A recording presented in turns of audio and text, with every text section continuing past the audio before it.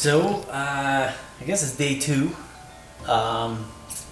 Yesterday we started with meet and greet, had dinner, all that jazz. Had a discussion with the client about what he wanted to do with the layout, and we've come to a consensus. This layout has no track, to the chagrin of some of you. However, this is my ideal layout as a structure builder. It's full of structures, full of custom-made kit-bash structures. I'm going to show you. I don't know the name of all these kits, however.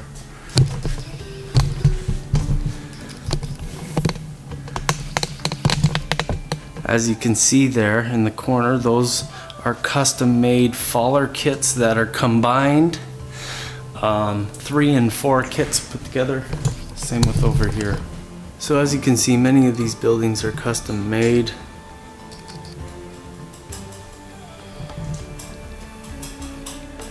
All in various stages of quality.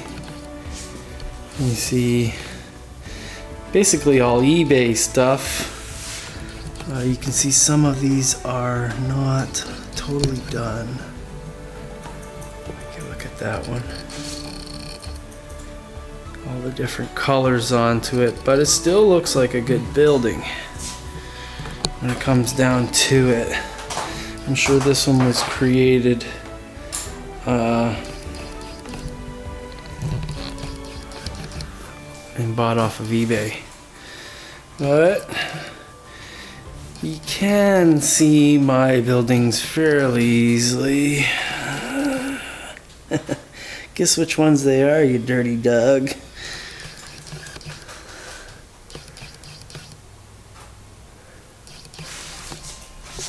This one's for Big Bill.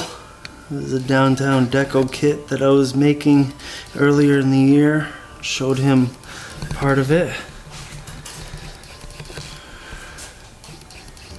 I like this one too. There's another downtown deco kit that I built.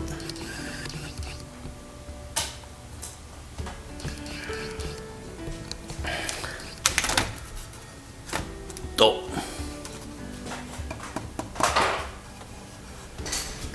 Yeah, I'm pretty sure that's another one I built. I can't remember though.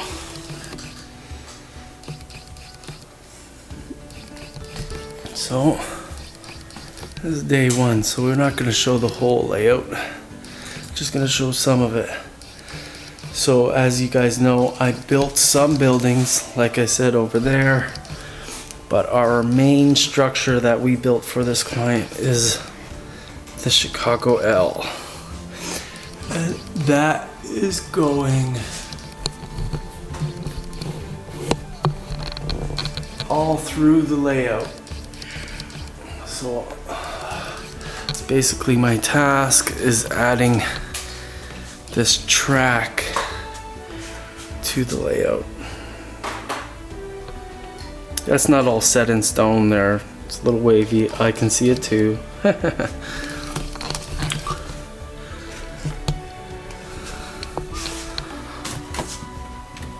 Oops, I said I wasn't going to show that. Oh, maybe tomorrow.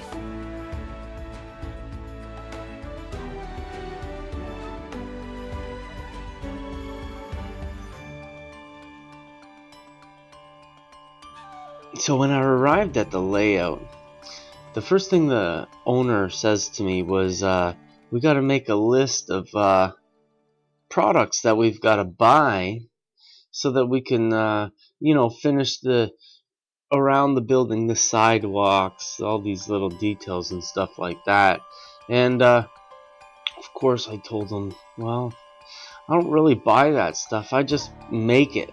And he says, well, really, what are you talking about? I said, well, just give me about 5 minutes here and I'll make up some sidewalks, and if it fits your,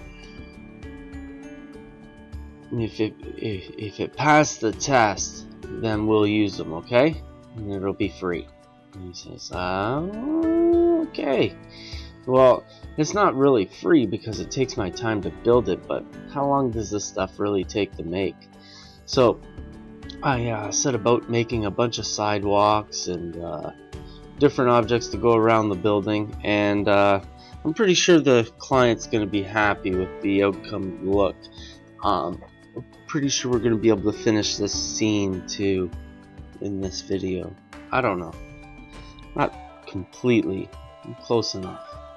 So we cut our strips of poster board down, cut a curb on it. I made the curb. You see, I take my measurements and I use proportional values, and by that I mean I make the curb not a prototypical size, but a size that you can see. Also, with the length of the sidewalk,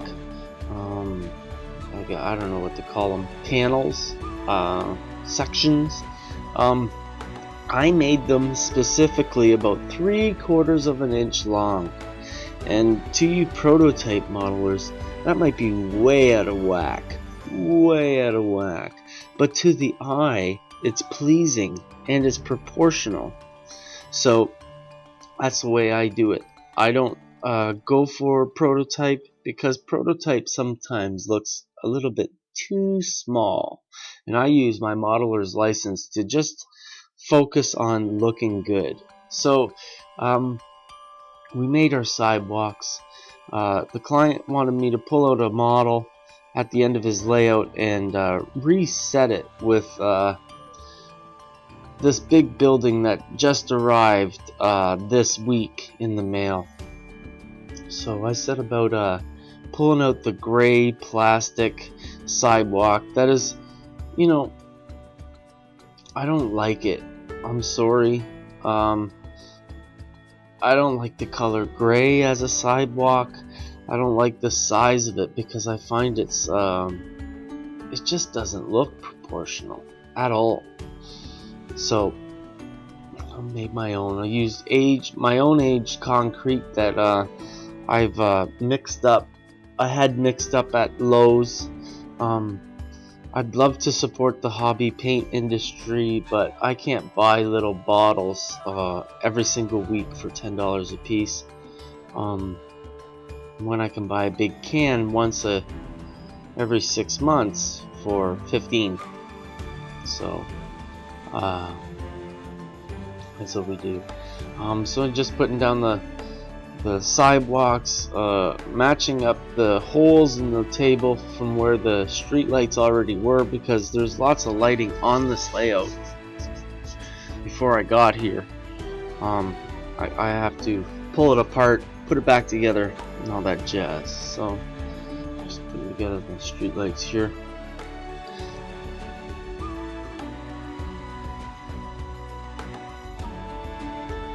Now, getting to a new to a client's layout, usually they've been working on it for years, and you know, sometimes you see a situation like this where there's 2 different color roads, maybe 3 different color roads.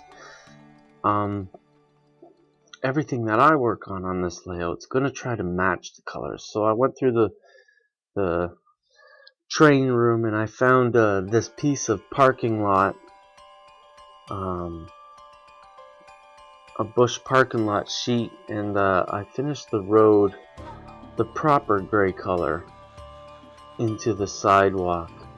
I'm gonna make a few test marks somewhere along the line to try to use some grimy black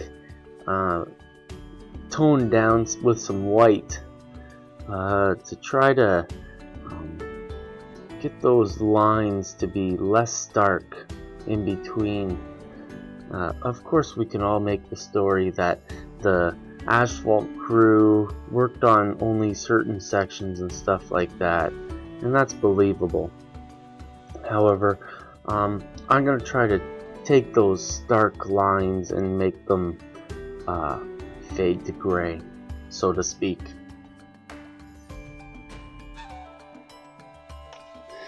Also, I like to make it a point to use other modelers' techniques and then credit them. Novel, eh? So, way back in the spring, I watched one of Modeler Man Mike's videos, and he used some glue mixed with black paint, and that became tar lines on a roof.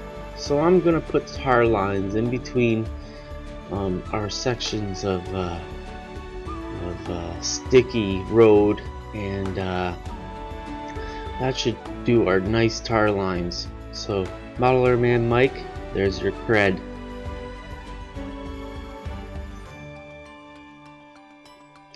So now that we have this little section framed here, the building's gone, we had to pull up the sidewalk and all that jazz. We pull back the camera and now we get to see the wider area. Now in the previous scene, the modeler had this parking lot out back of this apartment building that went right to the front of the layout. So obviously we changed that and we're going to put this massive building in. So what I want to do is I want to cover a good portion of that parking lot. However, I'm not going to cover the whole parking lot. I'm going to use the far side of the parking lot and make it look like it's the side that's closest to the building. So we've got to size up the building and make sure that our sidewalks are proper. And yeah, this is just a, you always got to size things up and give it a good look-see. Have a talk with the client and see what they say and have them move it around. You'll notice that a few things change from this scene to what happens in the end. I'm probably going to show the end product in tomorrow's video, just because I really gotta get these videos out, and I can't spend too much time on them because I have to spend time at the layout. So maybe these videos might not come out every day, guys. I'm sorry about that, but they are going to be daily recordings. I'm going to take recordings from every single day of the trip, so even if they aren't daily uploads, these are daily recordings, and I'm going to fix them up just good and proper for everybody to see what I'm doing. What I actually do to the front of this building is something that made me real proud of what I accomplished. So please stay tuned for that.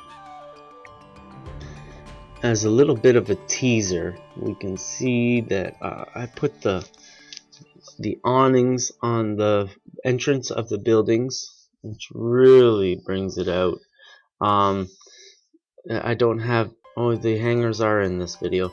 I placed a sidewalk across the front for people to enter, going from the parking lot. As you can see, that's the far side of the parking lot, and it looks like it's made to be like that, and just,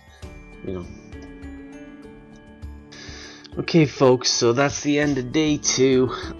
Tomorrow we do some really interesting, not really electronics, but practical lighting. I don't know what to call it. I'm gonna be manicuring the light on the front of this building, and then building the L. So I gotta stop this production here and just render the video, and please like and subscribe and share to all your friends. See ya.